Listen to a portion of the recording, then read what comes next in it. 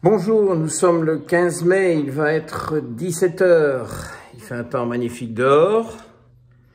Donc, nous allons aller promener avec Goliath. Et il fait un peu trop beau sans doute pour que les chats restent à l'intérieur. Je n'ai pas le moindre chat sous la main. Bon. Alors, on va peut-être en trouver en chemin. Et je vous montre Goliath. Hein. Regardez-le. Très impatient. Il pleure. Bon, il est temps d'y aller. Mon problème, j'étais même pas certain de shooter aujourd'hui parce que il fait très beau, mais il y a un vent. Oh, ça fait 3 mois qu'il y a du vent d'est, est-nord-est. 3 mois. Tous les jours, il y a du vent. Bon, voilà. C'est impossible de shooter à l'extérieur. Et donc, j'ai décidé que je shooterai dans ma cave, dans le noir, sans animaux.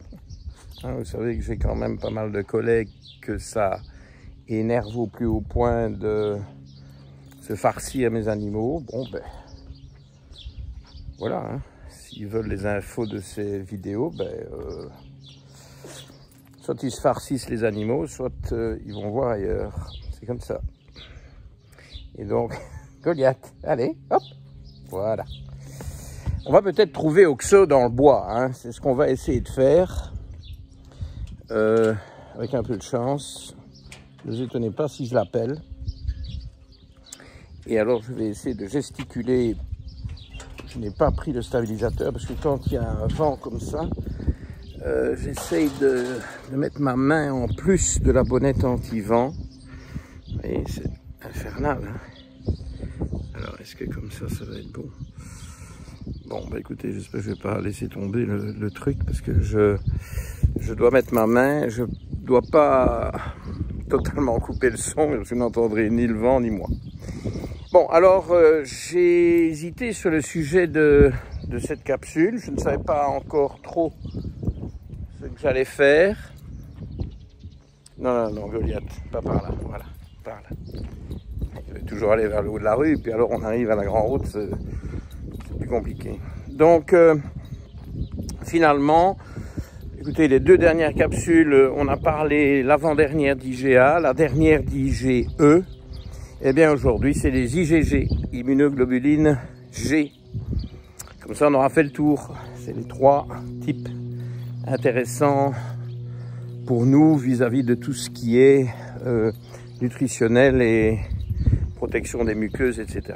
Bon, il y a d'autres immunoglobulines, notamment les M, et ça, c'est plutôt dans les problèmes infectieux, et donc ça ne nous intéresse pas dans ce cadre. Bon, alors, les IgG, encore un sujet très controversé, énormément de critiques. J'ai déjà eu les pires problèmes avec l'ordre des médecins en Belgique, notamment une émission de télévision, vous savez, dans le style investigation, où ils sont venus me faire une interview sous prétexte que la journaliste était une grande fan et s'intéressait beaucoup aux IgG, elle aimait ça. Hein. Pour elle, c'était un truc top. Et évidemment, c'était un piège dans lequel je suis tombé naïvement, parce qu'il y a un bout de temps de ça, je sais pas, une quinzaine d'années. Et alors, j'ai commencé à me rendre compte, mais c'était un peu tard, qu'il filmait dans une semi-obscurité. Je dis, mais je n'ai pas d'éclairage, je n'ai pas... Oh non, c'est mieux, c'est bien, etc. Oui, c'est bien, parce que vous êtes... Ça donne la fausse, évidemment, impression qu'on est dans une espèce je ne sais pas moi, de secte souterraine qui se cache dans l'ombre, etc. Alors que simplement, il faisait un peu nuageux. On était dans de magnifiques pièces au cabinet en Belgique, qui est d'ailleurs toujours utilisé par mes collègues. Et c'est un piège absolument immonde. Ça m'a assez bien énervé. Et c'était téléguidé, c'était des guerres entre labos. Voilà. C'était ça là. Et moi j'étais pris là-dedans, évidemment. Je n'avais rien à voir dans cette guerre, mais j'étais pris là-dedans parce que moi je suis un utilisateur d'IgG. Depuis 25 ans. oui, depuis 27 ans, je suis un utilisateur systématique d'IGG. Et je ne fais pas des panels. Okay, je ne fais pas des panels de 250 IGG. Moi, ça ne m'intéresse pas. Je n'aime pas les panels, je n'aime pas les trucs protocolaires, les trucs standards. Moi, j'aime bien le sur-mesure. Et si les gens n'ont pas trop de moyens, je fais 10 IGG. S'ils ont plus de moyens, j'en fais 25. Parfois, parfois j'ai des patients qui me demandent de tester au maximum, mais j'en fais 35. Je ne vais pas au-delà. Il y a des packages pour 10 et pour 25, non, il y a des discounts, donc c'est pas plus cher d'en faire 10 que 6 ou d'en faire 25 que 16. Donc voilà, ça me paraît bien selon le budget. Mais déjà avec 10, j'ai déjà... mais il me faut mes 10. Il me faut mes 10 parce que, je sais pas moi, si donc ce sont des gens qui viennent avec des problèmes digestifs, des problèmes d'allergie, puisqu'on vient d'en parler, ben, ceci c'est un peu la continuation. Il est évident que si vous mangez des aliments très régulièrement auxquels vous réagissez avec des taux élevés d'IgG, ça va pas le faire. Bon, imaginons que vous avez une grosse hypersensibilité à anticorps IgG contre les œufs. Des chiffres, boum. Ça arrive, je ne dis pas que c'est courant, mais ça arrive. Les œufs font quand même partie des allergènes potentiels. Ils viennent loin après le gluten et les laitages. Mais, je vérifie s'il n'y a pas un chien qui arrive, parce que Goliath est sans laisse. Voilà Goliath. Hein? Bon.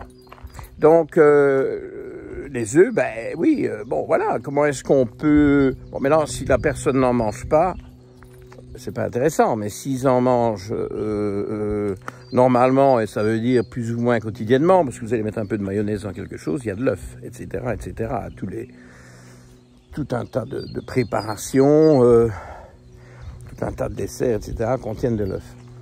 Donc, pour moi, il faut tester les IgG œufs, et je fais IgG blanc d'œuf, jaune d'œuf. Et puis évidemment, je vais aller chercher les IgG des laitages, alpha-lactalbumine, bêta-lactoglobuline et caséine. Vous voyez, ça vous fait déjà 5 IgG, ça. Hein. Puis je fais blé, riz, maïs, bon, on est déjà à 8, quoi. Et on va chercher un ou deux trucs que les gens mangent peut-être beaucoup. Et on a notre petit capital de départ qui nous garantit qu'on ne va pas tomber droit dans le piège, aller droit dans le mur plutôt, en laissant les patients consommer des choses qui ne leur conviennent pas. Alors, figurez-vous que comme j'ai émis l'idée que j'allais shooter cette... Ah mais voilà mon oxo! Oh mon oxo, mon palou!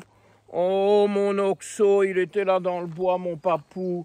Oh, mon oxo, je ne l'ai pas vu depuis le matin. Oh, mon petit oxo. Oh, ça, c'est mon oxo, ça. Ah oui, mais ça, c'est mon palou, ça. Oh oui, il était dans le bois, cet oxo-là. Oh oui, oh oui. Oh oui, mais il va se faire caresser, il est content, hein. Oh oui, regardez. Regardez, mon petit oxo. Évidemment, pendant ce temps... Oh, on a droit à des roulés-boulés. Ouh, on a des roulés-boulés. J'essaye de vous les montrer parce que je suis évidemment tout à fait à l'envers. Oh là là, mon oxo, mais ça, c'est des beaux, c'est des magnifiques roulés-boulés. Ouh, mais il est tout crasseux maintenant. Oh, oh, oh, oh, oh, qu'est-ce que c'est que ça? Oh oui, mais il célèbre nos retrouvailles. Hein. Je n'ai pas vu toute la journée, hein, je peux vous dire. Hein. Regardez ça, comme il est mignon. Oh oui, c'est mon badou, ça. Oh, c'est mon badou. Oh, c'est mon badou. Oh, il ronronne. Bon, mais si on y allait, parce qu'il y a Goliath qui se tire, et s'il y a un gros méchant chien qui arrive, que n'est pas en laisse, ben voilà. J'ai récupéré mon oxo, je vous avais dit, hein. On va peut-être le trouver, on l'a trouvé. Bon, il est dans son bois, hein, c'est son royaume ici, hein. Ben, il est bien là, hein. Il est mieux là qu'au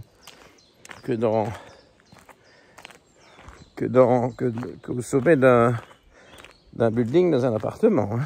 Bon. Les retrouvailles Goliath Oxo. Ils se sont pas vus de la journée non plus. Hein. Alors bon, ils ne vont pas se frotter l'un à l'autre, mais vous avez vu? Oui, ils sont... Hein, ils se disent, ah, t'es là toi. Oui, oui, ben oui, moi aussi. Bon, assez d'animalier, hein. Je ne peux plus faire d'animalier. Alors bon, je dois me contrôler. Et donc, figurez-vous que j'émettais l'idée que j'allais probablement shooter, je n'étais pas trop sûr, je n'étais pas sûr du sujet non plus. D'ailleurs, ce sujet d'IGG, c'est depuis hier que j'y pense, parce que je comptais même pas faire ça, parce que ça me paraît, moi, tellement évident. Et puis, en émettant ce... Il y a que ceux qui se frottent à mes jambes. En émettant cette idée, j'ai échangé ça, j'ai incorporé ça dans un courriel en réponse à une nutritionniste que je ne nommerai pas, elle se reconnaîtra. On va l'appeler, on va utiliser un initial factice de prénom, comme ça, une lettre, c'est pour ne pas chaque fois dire une nutritionniste, on va l'appeler V. Mais c'est pas V, évidemment. Et elle se demandait justement, elle est revenue vers moi, oui, les IgG, je ne sais jamais, je suis pas trop, fiabilité. Bon, visiblement, elle n'est pas fan, elle les fait pas, elle les fait pas. Elle les fait quand c'est la cata, mais au départ, elle ne les fait pas. Ce qu'elle fait au départ, et moi, ça m'interpelle. C'est pour ça que maintenant, je suis assez acharné à l'idée de faire cette capsule, parce que elle a une stratégie de départ qui n'est pas mauvaise, qui donne des résultats, mais que moi, je ne valide pas. Pas du tout. Pas du tout. Parce que elle supprime le gluten d'office chez tout le monde. Bon, je sais que Stéphane Résimon le fait aussi. Bon, il est assez autoritaire et il a probablement raison. Bon, moi, j'essaye d'être quand même un peu plus nuancé. En plus, c'est critiquable, vous voyez, quand vous avez des médecins conventionnels. Ah, vous allez voir, docteur Mouton, il vous a supprimé le gluten. Ben non, je ne supprime pas le gluten à tout le monde. Je le supprime à beaucoup. Alors, ne me faites pas dire ce que je n'ai pas dit. Je dois avoir, vu que les gens viennent avec des problèmes digestifs, etc., je dois certainement supprimer le gluten à 80% de mes patients. Mais il y a un biais de recrutement. Des gens que je rencontre qui me demandent mon avis, je ne leur dis pas supprime le gluten. Ils me disent je vais bien. Je dis, voilà, bon, ben, quoi, qu'est-ce qu'on veut? Je sais pas, moi. Est-ce qu'il est mon Oxo? Oxo! Oh, il est déjà en train de miauler, il est déjà en train de... Je sais pas ce qu'il fabrique dans le bois. Enfin bon, on sait où il est, on l'a vu, s'il veut venir, il va venir. Oxo, viens! Et donc, je ne suis pas pour supprimer le gluten dans 100% des cas. Mais souvent. Bon, maintenant, si c'est des gens qui viennent avec des plaintes, ok, faisons ça. Mais alors, elle me dit qu'elle supprime aussi le lait de vache. Ah. Bon. Et je suppose les dérivés. Bon, et quoi? Le lait de chèvre et le lait de brebis ne contient pas la bêta-lactoglobuline et la caséine qui sont très allergisants? Je suis pas d'accord avec ça. Et alors, si on parle du lactose, ben, dans du fromage à pâte dure, il y en a plein à partir du lait de vache, et puis alors... il y a aussi évidemment des choses comme le pecorino ou le manchego ou enfin bon, j'ai une liste en fait sur mon site internet avec tous les fromages de lait de brebis. Parce que c'est vrai que le lait de brebis est mieux. Mais si les gens viennent avec des plaintes qu'on leur supprime le gluten, et on leur laisse le lait de brebis et les dérivés du lait de brebis. Ben, qu'en est-il du lactose? Bon, je crois qu'il faut quand même assez vite aussi aller vers le génotype LCT pour savoir si oui ou non le sujet est intolérant au lactose. Parce que vous allez supprimer tout chez tout le monde, c'est standard, je n'aime déjà pas du tout. Hein. Ah ben voilà mon Oxo, il est revenu. Une Goliath. Et donc, non, je ne valide pas. Pourquoi le lait de vache? C'est les laits animaux qui posent problème. Le lait de vache en pose d'avant. Parce que vous allez enlever le lait de vache, les gens vont consommer du lait de brebis, ils vont pas aller mieux, et ils vont tirer les mauvaises, enfin, ou du lait de chèvre, enfin, des dérivés de lait de brebis et de chèvre, et ils vont pas aller mieux, ils vont tirer la mauvaise conclusion. Ah ben, c'était pas le lait de vache. Et puis, ils vont pas aller mieux, c'est quand même ça le problème. Oui, bon, moi, ma position est la suivante. Si le public, et peut-être certains d'entre vous qui écoutent les capsules, veut essayer de s'aider soi-même, lui-même, elle-même, sans aller investir des sommes qui sont tout de suite quand même importantes en frais, je dirais, soit médicaux, soit consulter des professionnels de la santé, nutritionnistes, médecins fonctionnels, diététiciennes, peu importe le niveau, ça va quand même générer des frais. Eh bien, il est tout à fait légitime que tout un chacun qui digère mal se dise, ben, si j'essayais 3 mois sans gluten, 100% sans gluten, parce que si vous enlevez 90-90% du gluten, pas de résultat. Je vous ai dit ça 1000 fois. Et donc, supprimer le gluten, et moi je supprimerais le lactose, plutôt que les protéines laitières, vous voyez, parce que bon, quand il y a une intolérance au lactose, en général, ça fout la pagaille dans la digestion. Et donc, ça, vous pouvez faire chacun chez soi 3 mois, vous allez mieux, eh bien, bingo. Vous avez dépensé quoi? 0 francs, 0 centimes. Vous avez épargné en pâtisserie et en laitage. Bon, évidemment, il faut manger autre chose à la place. Donc, ça, vous pouvez faire. Vous allez consulter un professionnel de la santé, c'est pour avoir un conseil. C'est pas pour entendre quelque chose qui se lit dans tout bon magazine féminin tous les 3 mois. Ah oui, donc il faut des tests. Alors, quel test? Ben, pour le gluten, moi je fais systématiquement IgA antigliadine, IgG antigliadine, IgA antitransglutaminase tissulaire et IgA total, parce que s'il n'y a pas d'IgA total ou s'il y en a peu, les tests IgA sont absolument pas fiables. Donc ça, c'est ce que je fais vis-à-vis du gluten. Et je fais IgG blé. Si les gens mangent du pain de seigle, je fais IgG seigle. Si ils boivent de la bière, je fais IgG orge. Ah, ben oui. Et ceux qui boivent de la bière, ils boivent de la bière, hein. Bon. Enfin, je veux dire, quantités peuvent être significatives. Oula, une chaleur de bête ici. Et donc, cette partie-là pour tout ce qui est gluten. Et puis alors, je vais regarder les protéines laitières. D'une part, les 3 que je vous ai cités il y a quelques minutes, et le génotype LCT pour le lactose. Comme ça, on sait une fois pour toutes, pour de bon. Je viens d'être pris, mais vraiment pris la main dans le sac. J'étais persuadé qu'un de mes patients, un ostéopathe justement, donc oui, un ostéopathe qui donne des conseils alimentaires à ses patients, donc qui est intéressé pour lui, mais aussi pour son boulot.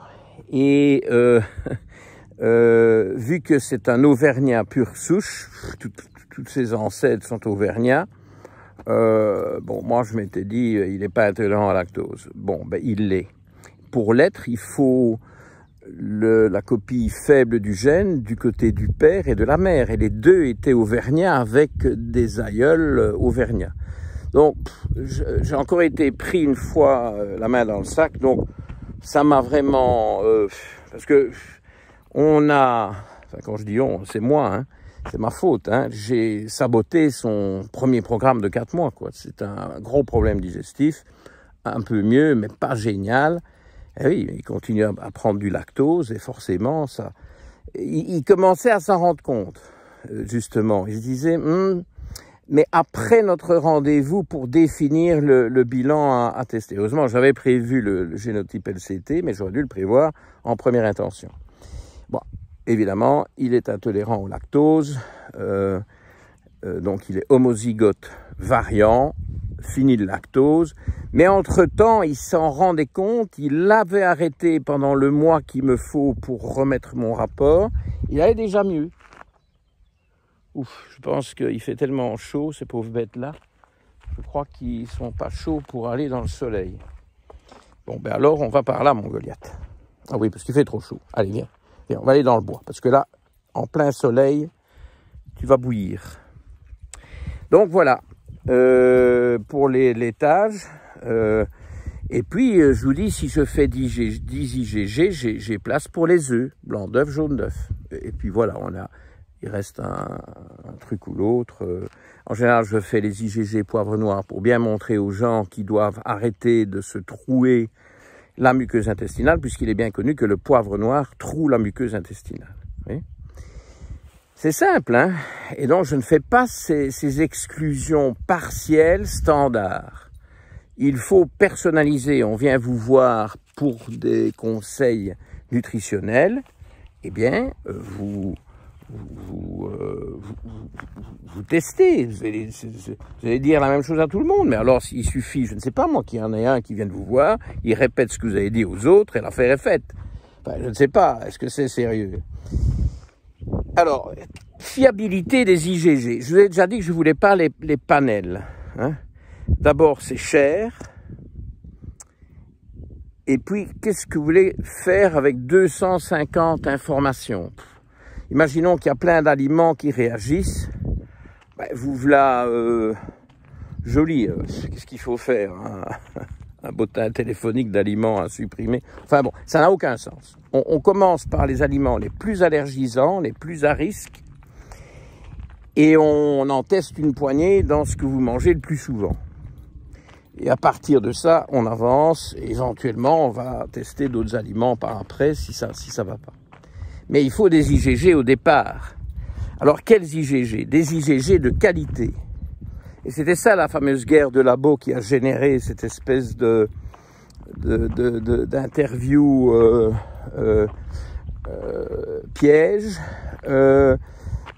Parce que, si vous voulez, beaucoup de laboratoires conventionnels, notamment universitaires, ils disent les IgG, c'est pas fiable, c'est pas reproductible. Mais si, c'est reproductible, je veux dire. Bon, moi j'utilise les mêmes IgG, ça vient des États-Unis, enfin le labo, hein, c'est vendu en Europe, mais je veux dire, les kits sont américains.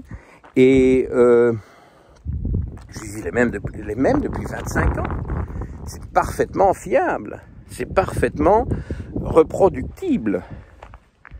Goliath, non, pas par là, parce qu'il y a du vent. Non, non, non, on descend. Bon, et on descend. Allez, viens.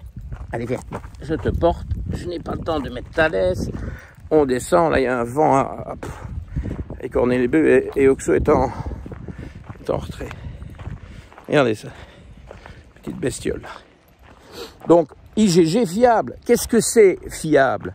C'est précis, donc quantitatif, pas qualitatif, pas une croix, deux croix, trois croix, ça vaut rien, ça c'est pas fiable. Et c'est reproductible. Ah oui, mais je l'ai fait au départ. J'ai testé le même patient, ouais, des patients fortunés dont j'en ai quand même une belle collection. J'ai testé Ryan, un cycliste, 3 tubes de sang. J'ai dit au patient, hein, il était d'accord, j'ai pas fait ça en cachette. Et j'ai mis 3 prénoms différents pour dire oh, non mais je teste la famille. Et tout est revenu pareil. Alors il y a des petites différences dans les